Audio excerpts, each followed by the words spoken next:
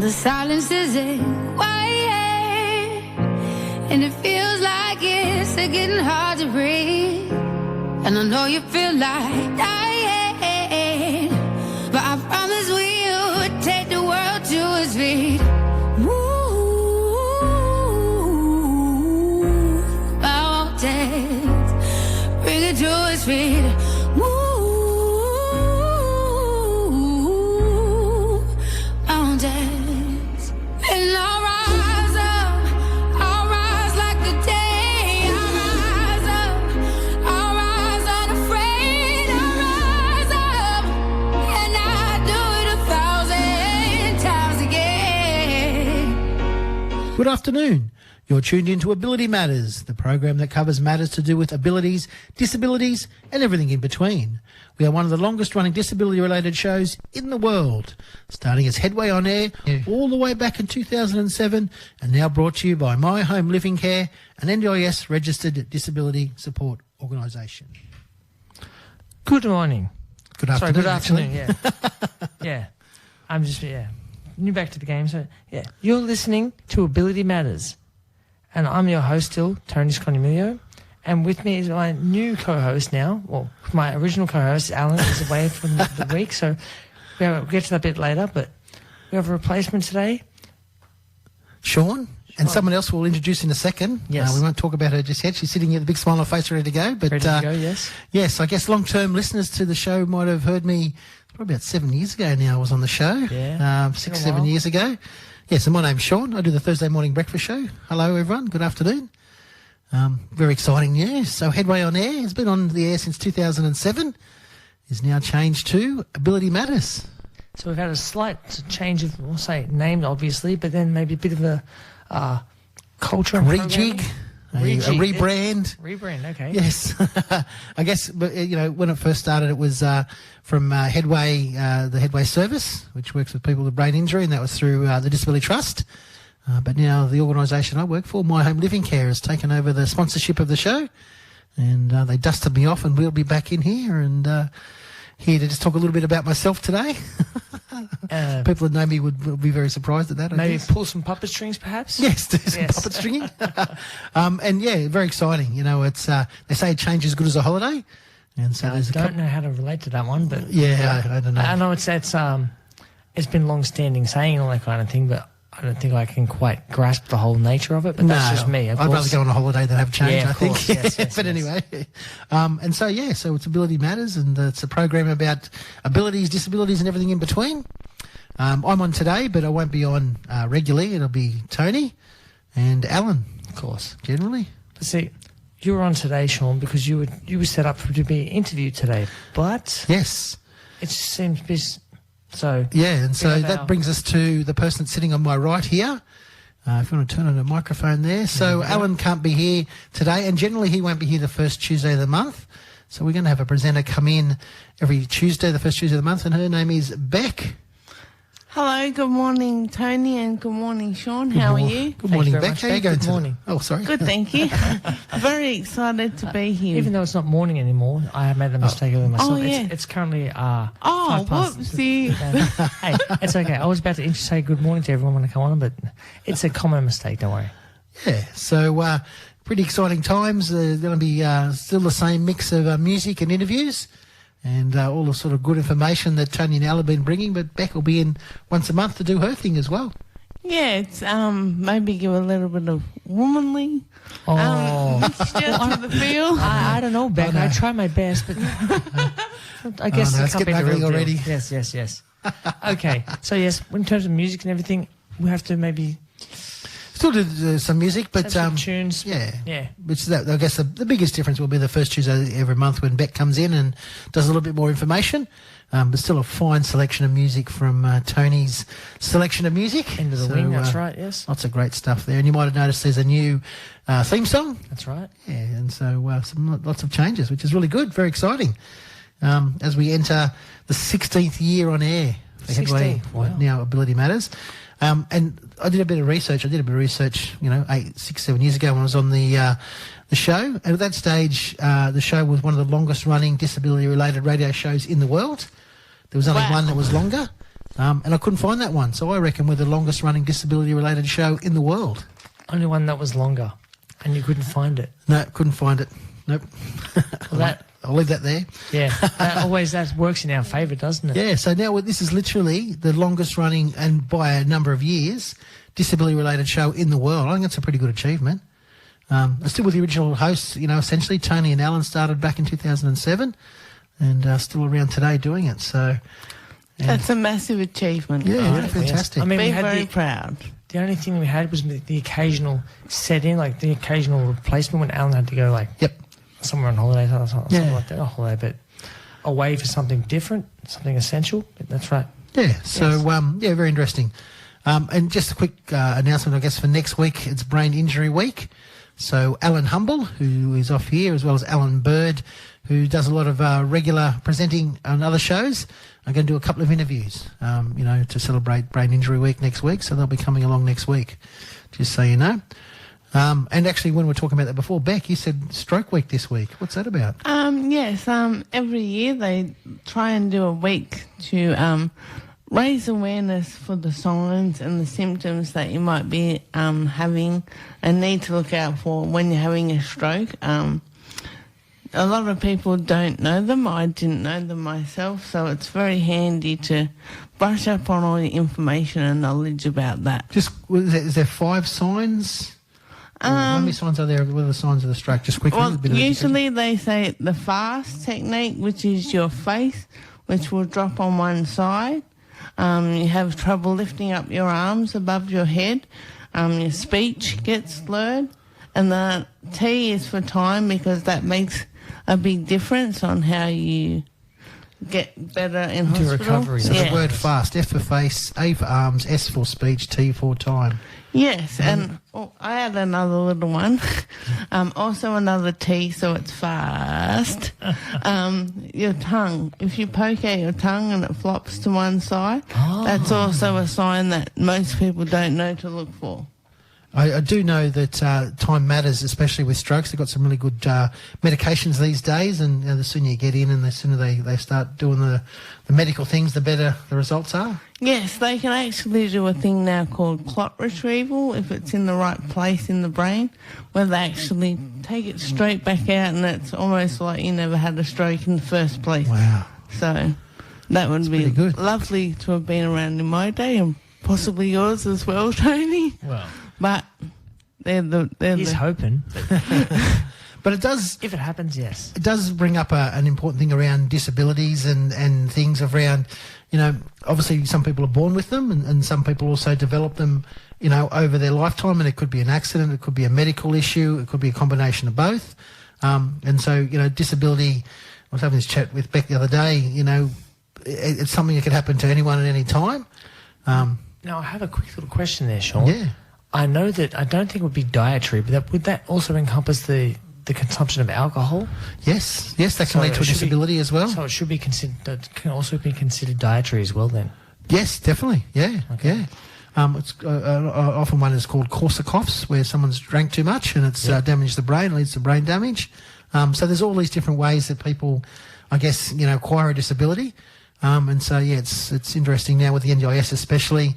And the way the funding has changed, that, if people need support, they can get it. In the dark old days, it was very hard to get it. You actually had to have your disability present before you're 18.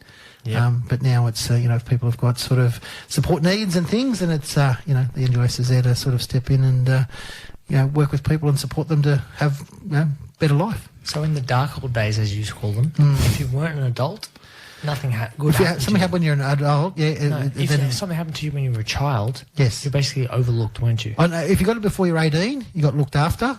After 18, is that what you meant? Okay, I misheard that. Sorry, never mind. No, good. Yeah, so like some people I know that have maybe had autism, it's not till they maybe get to their mid-20s that it really starts to affect them. Yep. They would have missed out previously, but with the NDIS now that so they cover it all. Yeah, good to know. So there's lots of things to talk about. Beck, you going to say something?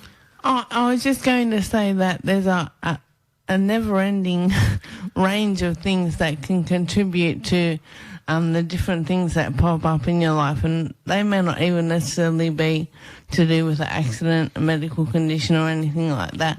And maybe your situation or your circumstances in your life that have led you down that path to get to that position. So having a broad and open mind helps a lot to let other people know that they're here to support you. Beautifully spoken. Very poetic. That's what a good point. Even a traumatic event, give people sort of some mental health sort of issues. So, and again, Beck and I were talking the other day about, often I get asked about people, how do you treat people with disability?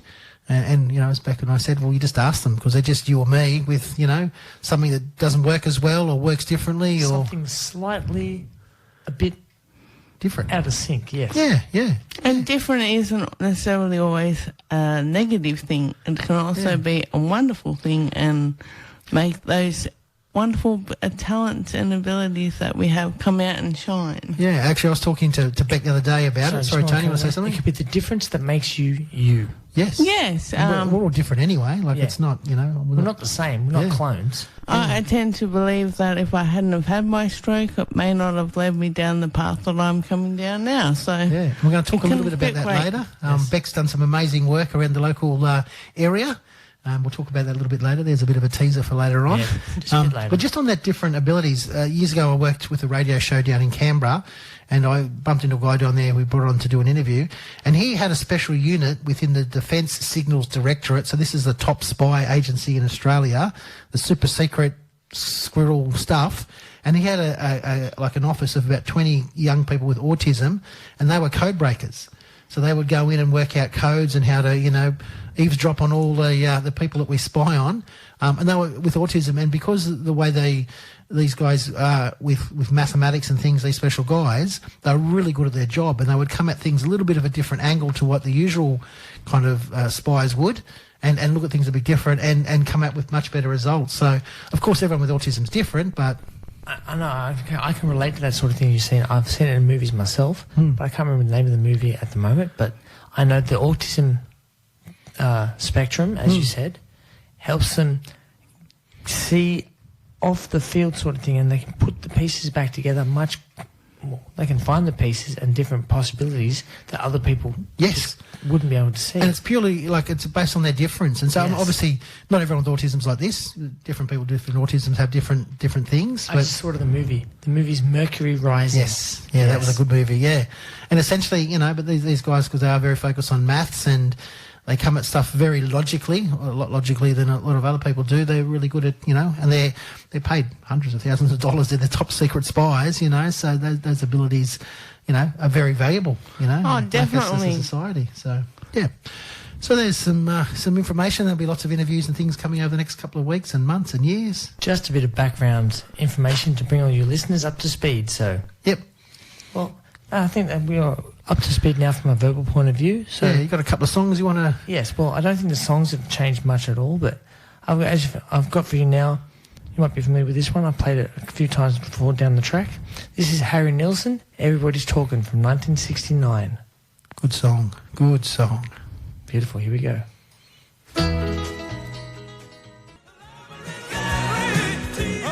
Casamere Lingerie is Illawarra's leading breast care boutique, specialising in the fitting of breast forms, mastectomy bras and swimwear following breast surgery. Whether it be a mastectomy, lumpectomy or reconstruction, with over 20 years experience we can help restore your balance and confidence. Casamere offer the most extensive range of post-surgery breast care products while giving caring and personal service with fully qualified fitters. Find your fit at Casamere, bra fitting and post-mastectomy specialist, Fairy Meadow and Warilla, or online at casamerelingerie.com.au. VOX FM sponsor. Hi, I'm Ian. Hi, I'm Dan. We present Green Acres on Air. We cover a range of different genres of music across the decades with guests from the Green Acres disability sector and years from across the Green Acres industry. So join us from midday Wednesdays here on the Illawarra's community station, VOX FM. We look forward to your company. You ever heard of a polyp? Sounds like a rare species of toad. Actually, it's a lump that grows inside me, your bowel. Look, I'm pretty sure if you had a strange lump growing on your forehead, you might get it looked at, right? But when they're growing inside me, nothing, nada. And the polyps I get can lead to Australia's second deadliest cancer. So, until there's a way to make them grow on your face, it's up to you to get me looked at. Got it? Give a crap about your bowel at bowelcanceraustralia.org. VOX FM community service announcement. So you hear that, listeners? Give a crap about your bowel. Yes. And yes, of course, on a different subject now. The last song I just played for you just then was LOD, Love on Delivery, by Billy Ocean in the year 1976. 1976 it was released, so yes. And the song before that, sorry, there was a Harry Nilsson. Yes, the song before that. Didn't I say that? You did before, but I just reminded everyone. The first song I played in that little duo then was Harry Nilsson, Everybody's Talking, from the year 1969. Thank you, Tony. We're back listening on Ability Matters, and we're going to talk to Sean and find out a little bit more about Sean. So, Don't forget, this is still on radio. It's got to be PG and everything. So we're going to talk about my favourite subjects, me. Okay, so I'd like to get in and ask you first off, just to give us a little bit of background, Sean, as to what you've been doing the last 20 or so years in the industry. So, as people know, my name's Sean. I did some work with the boys on when it was a Headway On Air, 7 or 8 years ago. I do the Thursday morning breakfast show. Occasionally some other breakfast shows here. For a couple of weeks I did the Wednesday and the Thursday one. I, do a few different things, and it keeps me very busy, which I enjoy. And before I talk about... Not exactly a stranger to this radio and environment. No, this is a studio I work in Thursday morning, so I'm very familiar with it indeed. A little bit of personal stuff, I guess. I live in Mount St Thomas, so I've got twin boys that are 15. They're just about 6'1" now. Remember, no bank details. They're telling me my bank account detail is for deposits only. I do a lot of work with Coniston Soccer, juniors and seniors, and have an enjoyable thing. My work now is I work with My Home Living Care. It's an NDIS registered organisation that provides supports to people with disability. In Wollongong, mostly we've got a number of group homes that we look after, a supported accommodation.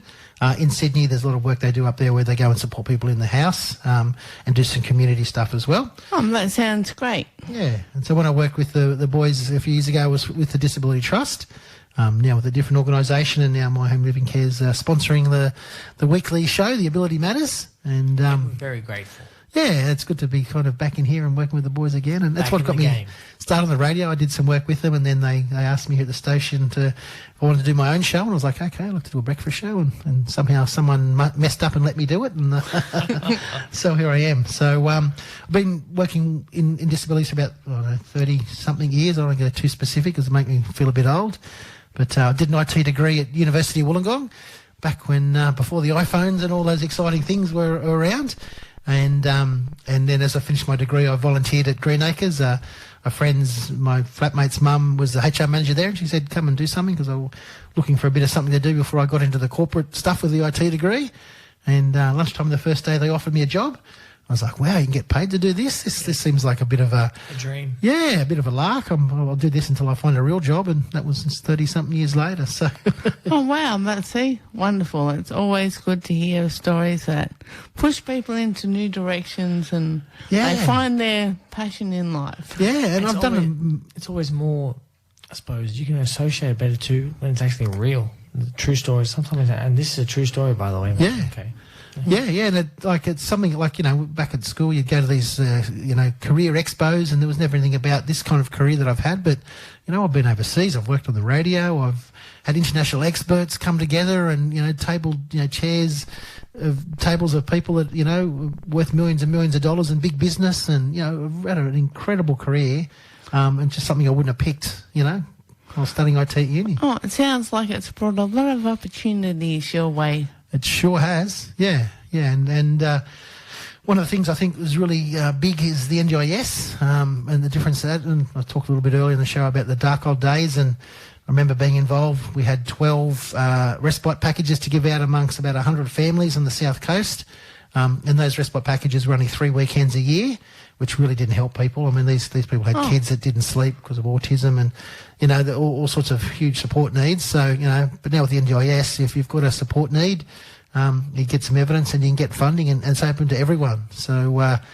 provided you have a genuine disability. That's right. Yeah. That's why the evidence is. Obviously, it's important to prevent fraud and things like that. But it's just amazing now that the people that need the support can get it. And the difference it's made in people's lives is amazing, So definitely, it's overarching. It's not just support in the home, it's support in that daily living, social supports. Social supports. There's a whole myriad of different things that you can actually get help through now. Yeah. It's just amazing from where we were 15 and 20 years ago. I remember I first heard about this at a conference about 20 years ago, the NDIS. And I thought they were just, people were just saying and it was never going to happen, but here we are. And of course the NDIS is not perfect. There's a lot of room to improve the NDIS, that's for sure. A lot of room to improve it, but just compared to where we were, it's just absolutely amazing. How did I say? You've got to start somewhere. Yeah.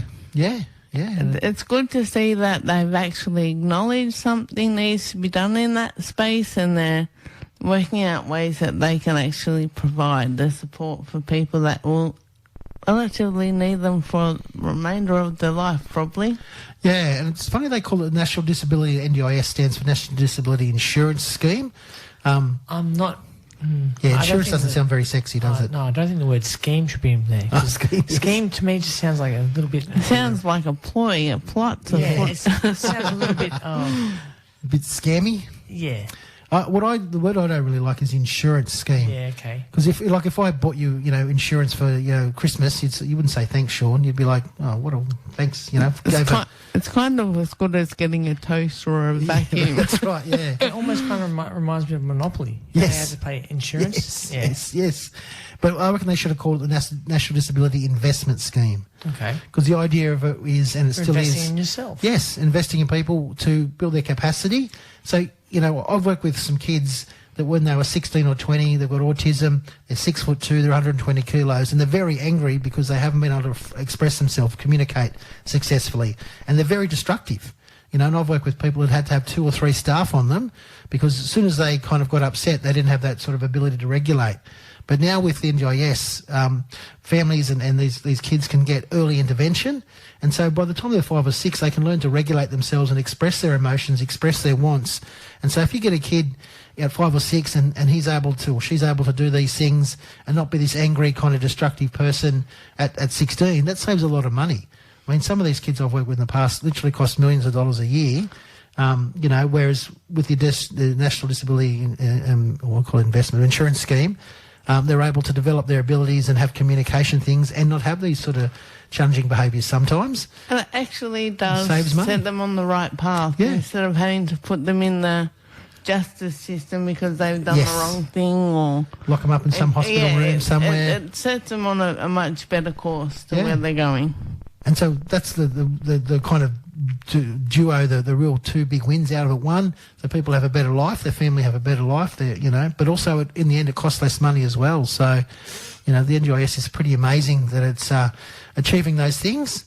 And of course there's some people that, after a lot of work, their capacity develops to a certain point and they plateau. Like not everyone's going to improve, but overall the idea of it was a report done by I can't remember the commission. They look at pricing and stuff. It'll come to me in a second. But basically, essentially, the way that things were going is the NDIS was going to be cheaper by 2035 than the way the existing funding was going. Oh, see, that's going to be a major overhaul in the way that we spend our money. Yeah, but also more importantly, people's lives will be better. So what a win. Less money, less funding being expended, but people's lives being better as well. So definitely. I think that an improvement's always a good thing. Sure is. I remember the NDIS was a big game changer in the early days. Yes. Now we're getting all this news about people who are scamming it. Yes. And that's the thing. That's the balance. I suppose that's always going to be an issue in the shadows sort of thing. But anytime there's... I think that's a lot to do with some providers. They're actually charging double what a normal person that doesn't have these problems would go to see, say, a physio or something. It might cost a general person $70 an hour, whereas NDIS, the providers are charging $140 an hour. I don't really see what the difference is. They still have to write notes and all that kind of stuff. I think they're just taking advantage because they know they can get away with it sort of thing because it's NDIS, so it's against the government. So look, any big government scheme, there's always some small percentage of people that come in and try and do the wrong thing. So that's right. Yeah, and I guess that's why it's important that we have evidence and we have these sorts of things, that there's got to be a process that people apply for it. It's got to be robust. It just can't be someone writes a letter saying, I feel this way, you know. So gathering evidence, talking to professionals, OT reports, psychologist reports, if I can get that out. All these different reports to access it. Yeah. And also, I guess, to work out the best way to support people as well, because there are some good therapies out there and there are some not so good therapies out there. And there's some ones that maybe haven't been proven to be effective. So, you want to make sure you get good value for your money. So. Of course. I just wanted to ask you quickly, Sean. We spoke briefly about ABLES and the disability, able-bodied, I suppose is the way to say, like a club event that we hold out at the Grand, and you were talking about wanting to get that up and running again. So could you elaborate on that a little bit more? ABLES was an amazing thing. Another guy and I founded it in 2015.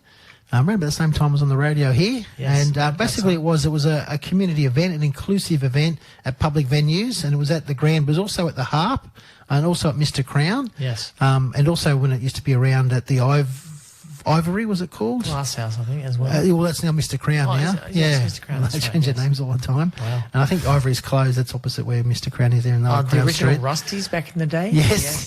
So all the different names.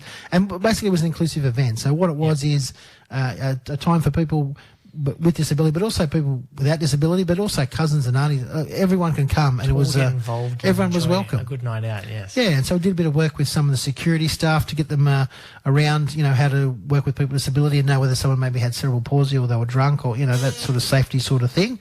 But we ran for a number of years until COVID sort of hit us, did monthly events, and we get hundreds of people out. And it was just a really good time. And, we had people, boyfriends and girlfriends and a couple of proposals and, also bust-ups and things as well. It was the natural life thing. That's just nightclub, yeah? Yeah, that's right, yeah. It sounds like it was a good social way to engage with other people and feel like you're in a safe space where you can be yourself. That's essentially what it was. And up until then, there'd been lots of events that had been held in like function rooms and things where I guess they're a bit segregated. And so private, it was like inclusive. It was where everyone else goes at the same time. And so we wanted everyone to go, whether they had abilities or disabilities or, whatever classification or whatever it was. Bring everyone all together, integrative, yeah? And, like we used to go down to the Harp and we'd have karaoke. And there's this young man I remember, he's not so young, but he's a pretty tall guy, and they call him non-verbal. So when he communicated, he sort of grunted a little bit, maybe say one or two words here and there. But you know what? He got up on the stage and he could sing Akadaka songs word for word. Yep. And some of the people who'd worked with him for 10 or 20 years had never heard him actually say a sentence, and here he is singing up on the stage, belting out an Akadaka, and clear as a bell. So there was some amazing things with ABLES, and it was very exciting. And we're looking hoping to get it going again soon. That's something that happens when people have aphasia with stroke. They can't talk properly, but they can belt out a tune really well and surprise everybody in the room with how fluent they are. Yeah. So I say, if you have to sing it, it doesn't matter, just as long as you can get it out. Yeah. So we're looking to get ABLES again. I'm talking to the guy that got us. He owns a few nightclubs around town, and we're looking to get it out there and hopefully doing the monthly event soon. And just in the last week, actually, I've had people approach me from Nowra area and from the Central Coast area to do something as well. Oh, wow, to expand it further along. We're probably going to change the name, though. We'll have to look at that and just see. And because, ABLES was of its time, so we have to call it something else. And maybe in the next couple of weeks we can sort of talk about that and we can come back and talk about it. But have a fresh stance. If it's something fresh, you get more people in ABLES. That's the same way ABLES, I remember it was like last time. So if it's something new, then yes, get a fresh... Yeah, it was so much fun, Maybe we can put it out there to our listeners if they would like to send us in ideas for a name. Yes. That's a good idea. Yeah, contact the station. What's the phone number here, Tony? The phone number is 4226 9393. Yeah. Once again, that's 4226 9393. That's the studio phone, so give us a call. And good so suggestion there. Lots of exciting things, but I think... lots of changes. I think it's really exciting how this show's still honouring the history of being on Headway On Air for so long, but moving forward with the times and changing to Ability Matters and Beck coming in and fresh blood, and So grateful to be here, guys. Tony and Alan doing the thing. They've been around for a while. Well, so this will be like a butcher shop now, fresh blood. I know, I'm older than Tony.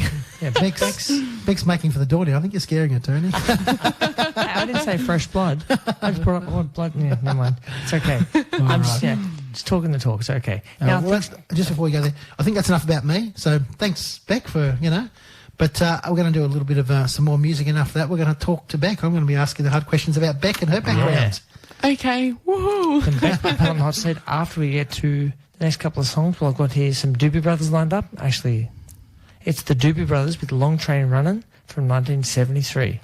Then I've got some Phil Collins after that, but for now, Doobie Brothers. Here we go. Where do you get these songs, Tony? Awesome songs. I built them up over time, so. Wow. And that just then was Phil Collins with You Can't Hurry Love from 1982. And are we going back to anything further there? Have you got some announcements there to play? True, yes. Do you need to cool or heat your home or office? Need a solution to run it efficiently and keep running costs down? Or even run it for free? Cool Heat Air Conditioning provide air conditioning, electrical and solar power, including storage power, to the Illawarra, and are warranty agents for Mitsubishi Heavy Industries and Fujitsu, the one-stop shop. We are currently focusing on efficiencies, recycling and renewables. So if you're feeling hot and bothered and need a cool solution for your home or office, then look no further than Cool Heat, the air conditioning specialists that know how to make you comfortable in summer and winter. Speak to our friendly technicians on 0438 149 404 or 4063 1496 for prompt professional service. Don't sweat it with Cool Heat. VOX FM sponsor. The Red Cross Dapto branch believes we can make a difference in our community. We're dedicated to serving and therefore are continually organising donations and activities like holding cake stalls and sausage sizzles, Saturday markets at Dapto, organising raffles and prizes, running donation buckets, supporting flood and fire appeals. You're likely to see us at places like Dapto Leagues Club, Dapto Shopping Mall, Bunnings Kembla Grange and Dapto Anglican Church. If you like getting in and helping for the good of local society, Red Cross Dapto would love to hear from you. Be a volunteer and get on board to assist with these many tasks. Interested? Call Dorothy on 0402 640 751. That's 0402 640 751. You'll be amazed how wonderful it feels to help your community. Now we're going to get back into it, the reality part of the show. So, are you ready to go there? Sure. I am, yes. Okay, let's go for it. And Beck? Hello. And Beck, yes. All right, so now it's the Beck show. We're going to talk a little bit about Beck. Yes. Go for it, Beck. This is your a little part. bit sad not to be talking about me, but that's all right. This is your end of the scale. All right, so as we mentioned before, Beck will be coming in at least the first Tuesday of every month, maybe a little bit more often. And a good example is today, Alan had a family sort of medical emergency to look to. Yeah, he had other had to help up other engagements, yes. Head up to Goulburn to look after a family thing, so that's why, Beck's sort of in here largely today. But, I think it's useful to find out a little bit about the background of Beck. Oh, okay. So who are you, Beck? Well, I suppose I could say I was your average person that really was socially orientated, played a lot of sport. Yes, I remember you coached my sister in netball. Yes. Well, I wasn't very happy with the coaching and the different things that they were offering to the team, so I decided to start my own team. So they got all the bits and bobs that go along that I got when I was younger. So and did that for 7 years. There you go. And even eventually I stayed with them the whole time and ended up playing with them for a season as well. So you're into netball. What else were you into? I like to dance quite a lot. I was always out dancing. Are we talking nightclub dancing or partners dancing? No, nightclub dancing. No partners dancing. Nightclub. No foxtrot or no, or anything none like of that? this Or the classical cha-cha-cha? stuff. No. Okay, were you born in Wollongong? Yes. Quite funnily in Wollongong Hospital I was born in, and then I've lived in all different suburbs around Illawarra throughout my life. Okay, yeah.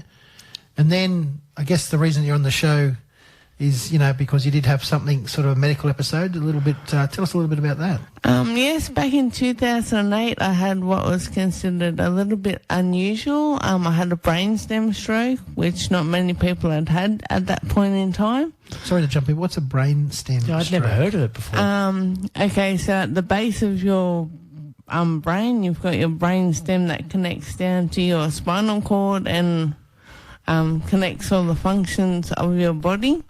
And so a clot lodged in the base of my brainstem, and that then cut off the functions from my eyes down in my body. When I woke up, I wasn't able to talk, couldn't walk, couldn't move anything. So you could move your eyes around and see, but nothing else? No. And wow. Did you hear?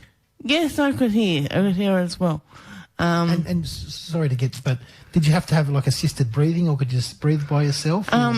Initially, I was on a breathing machine, so I did have a tracheotomy to help me breathe. Yeah, to help me breathe. Oh, I've been there. I know what you're talking about. Yeah. They turned around and said they were going to turn that off to my family. Did you hear that? That they were going to turn it off. Yeah, did you hear him talking about that? Yes, I did. And my dad always asked me, when I asked the doctors, how come she has tears in her eyes every time you talk about dying? Yeah. And they said that's natural reaction. Well, of course it's natural. To dying. They thought it was something to do with the medical side of things. So unconnected to your emotions. To actual thing he could hear. Wow. And so they came in, and my dad and my brother came in and told me, they're going to turn the machine off now. You have to wake up. It's not a funny game anymore. And so inside you're going, whoa, let me out. Yeah, they kind of said it was like watching a horror movie. Yeah. My eyes opened instantaneously. And from then on I was a little bit still on the breathing machine, but also able to be away from it for a little while during periods throughout the day. Wow. So here you were living your life. You had this brainstem stroke. Yeah. And they want to turn off the machine essentially on you, and you're trapped in there without being able to communicate this. Well, that's what I kept thinking. When I was awake and they'd say certain things, I always didn't know what they were talking about. So I'm like, I'm still in here. Do not turn off machines. Don't do what you need to do medically. Give me a chance. It would have been scary. It was quite daunting, but it also gave me that determination and drive that I was going to fight it and prove them all wrong and be able to be sitting here talking to you today. This is what you're talking about before, like, through adversity and sometimes disability, but you gain things that, so you're saying before, you're a different person than what you would have been without it, and that's probably a good example, that drive, determination. Yes, I always did have the drive and determination, but I re-channeled it and focused it in on getting back to the best version of myself that I could be. They said I would be left in that position where I wasn't doing anything but moving my eyes for the rest of my life. Wow. And I was very determined that wasn't going to be the case. So then I just put all my energy and everything I had into getting back to where I am now. So in terms of where you are now, in terms of movement and things like that, you're pretty much, you've got a little walking stick here that you use, but it's like an interesting looking log.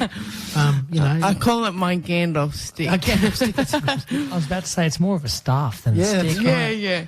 It's taller than you, isn't it? It comes up to my shoulder, but it's after years of using a walking frame or trying to use a walking stick. The stick a normal stick isn't sturdy enough for me, and I always felt like I was going to fall. And the walking frame made me hunched over and gave me bad things for your back. Made me look like I was 20 years older than I was. Yes. So how long ago did the stroke happen? 2008, so 15 years ago now. And so now you're up walking, talking, running around, proving those doctors wrong yet again. Yep. Pretty much. Just let everybody know out there you can do whatever you want to do if you've got the determination to do it. I drive. I've gone back to mainstream work. it's the sky is the limit, really. So, and you know, I know Beck's done a lot of things, but I guess first sort of heard of her a few years ago, and I think a lot of people, especially in the Unanderra community, have got her to thank a lot for. Why should the people of Unanderra be thanking you? Where's the list? Yeah, here we go. No, What's number one on the list? They don't need to thank me so much, but Just be thankful. I'm glad that they've got that opportunity to now have a lift at Unanderra train station. Yes, it's going to benefit so many people. So what'd you do? How did that happen? I caught a train one day with my husband. It was weird. We just decided the night before to go up to Darling Harbour. On the way back, we ran into his twin sister, caught the train back to Unanderra, and on the way I complained that the stairs were terrible, and she said, "I'll film you." And it just so happened there was a gentleman with no legs. Yes, I that know had him. to navigate his way up backwards. There was an elderly lady with luggage. So we got to see a normal day at Unanderra train station. It was not a setup. About 2,500 stairs there used to be, I think. Well, might be a slight exaggeration, but then Beck was instrumental in pulling together a community group to put pressure on different politicians. Council, yes. Yeah. I did piggyback off. There was already the Unanderra Access Group, so I kind of jumped in and said, "Look, I'll help you guys. We want to get something done here." And basically, we just kept going. It took us 8 years from when I came on board, so I'm not sure how many all are, but it just goes to show you persistence. Keep going and keep fighting. Drove past it today, and like often with this sort of accessibility stuff, which is around people with disability accessing it, people go, it's about people in wheelchairs, but it's not. You know, there's mothers with prams. There's more than There's people with wheelchairs. shopping. There's people with luggage. Yeah. There's people with hip replacements. It's Yes. not, you know, it helps so much more of the community than you realise to have like lifts or ramps and things like that. People on bikes. People on bikes. Yeah. They generally tend to forget about that one, but I like to, because I know a lot of people that they can't afford to have a car or anything, so they use their bike. Yeah. No, I'm not interrupting for any good or bad reason now. I just want to say this. I remember that commercial. Well, Yes, so do I. And the video, the gentleman with no legs walking on his hands was like, wow. I was like, hey, that's Beck. Yeah, I remember that. Yeah. I felt bad for him because I thought, oh my God, he has to navigate his way through spit, chewing gum, and any other random everything that's on there. the floor, yeah. And so now you've got an organisation that you run yourself, a business. Tell us a little bit about that. Yes, it's Altered Abilities, and it's not so much focused on people with a disability or mental health condition. It's to raise awareness to the rest of the community that we actually all live with altered ability. Depending on the circumstances and our stage of life, we're all having to do things differently, and so let's remove those judgments and stigmas and allow everyone to have that space to be. Yeah, and so you do talks at conferences and give presentations and training sessions. Yes, and I also wrote a book. Oh, wow. What's the book called? I'm not sure if I'm allowed to say it. Yeah, you're allowed to say it. Keep talking to the microphone there, but yeah, you're allowed to say it. It is swearing. I don't think. Oh, okay. I could just say the first PG letter. version of the swear word. Okay. Okay. Crap. I'm 26 and had a stroke.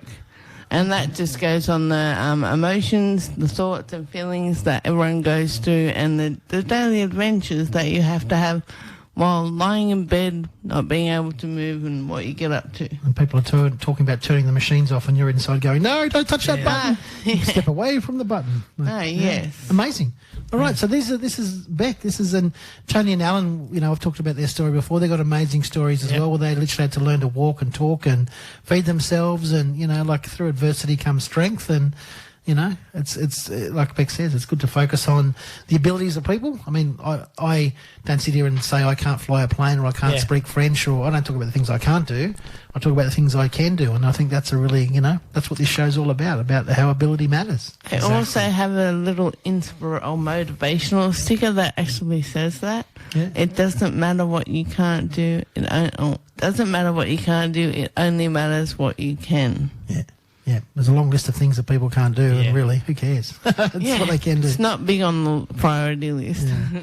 All right, well, I think we're sort of running short on time. We could talk about this for hours. Yes, well, I think that brings us to a close then, doesn't it, guys? So this is the first show of Ability Matters. That's right. Thank you very much for having me on board. Our pleasure. Excited to be here. And we enjoyed it that much. We're going to have you on again and again every time. You've locked the doors, in fact. You don't go home now. Okay, awesome. All right, thanks again for having me back into Tony. You know, I've haven't been back in here for a couple of years, and it's good to see you and Alan and now Beck, you know, still doing, you know, the great work you're doing. And as I said at the beginning of the thing, the longest running disability-related radio show in the world. Like, that's an achievement. There should be we should have a trophy in here. How many years was it again? Since 2007, so 16 years. 16 years it's been going. And I'd like to give a quick shout out to all of our listeners today and say thank you very much for listening and have a great afternoon. Thank you very much for that little sign off. Then, thank you. Well, here's now my, well, not quite an official sign off, but I'm just going to end the show with an instrumental song. It was an instrumental version of Elton John's Funeral for a Friend, Love Lies Bleeding from 1973. Now, I'm going to say the Funeral for a Friend. It's like a double meaning there because it's a funeral that we're going away, so yeah. But that may be a bit deep, doesn't matter. But here's the show. We'll see you all again next week. Awesome. Thanks for having me. Thanks, Tony. Till Thanks, next week, Sean. listeners. Thank you very much. Bye. This is VOX FM 106.9. Thank you. Ta-ta till next time. See you later.